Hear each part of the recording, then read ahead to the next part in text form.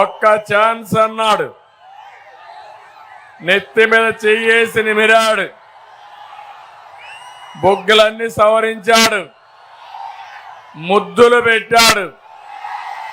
ఎన్నికలు అయిపోయినాయి. మనం కూడా మోసపోయాం. అక్కడి నుంచి గుద్దులే గుద్దులు. అవునా కాదా? ఎవరినైనా మిమ్మల్ని వదిలిపెట్టాడా తమ్ముళ్ళు అని మిమ్మల్ని అడుగుతున్నా. ఎవరిని వదిలిపెట్టలేదు.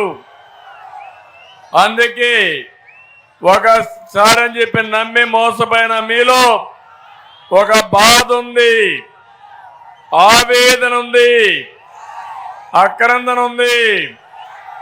అదే మరిగా ఆవేశం కనపడుస్తా ఉంది మీ అందరిలో. ఎప్పుడెప్పుడు ఎన్నికలు వస్తాయా? మే 13 వస్తుందా? 2 బటన్లు నొక్కి వైఎస్ఆర్ కాంగ్రెస్ పార్టీని బంగాళాఖాతంలో పడేయడానికి సిద్ధంగా ఉన్నారు. అవునా కాదా? ఈరోజు నేను వచ్చింది మీకు ఒక భరోసా ఇవ్వడానికి, భద్రతా గ్యారెంటీ ఇవ్వడానికి వచ్చాను.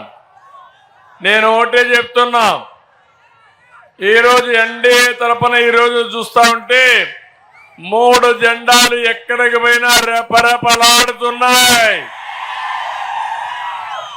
3 జెండాలు వేరైనా అజెండా మాత్రం ఒకటే.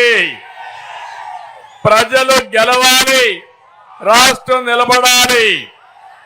మా కలయిక మా కోసరం కాదు, మీకోసరం, ఈ రాష్ట్ర ప్రయోజనాల కోసమని మరొక్కసారి విజ్ఞప్తి చేస్తున్నా మీ అందరికీ.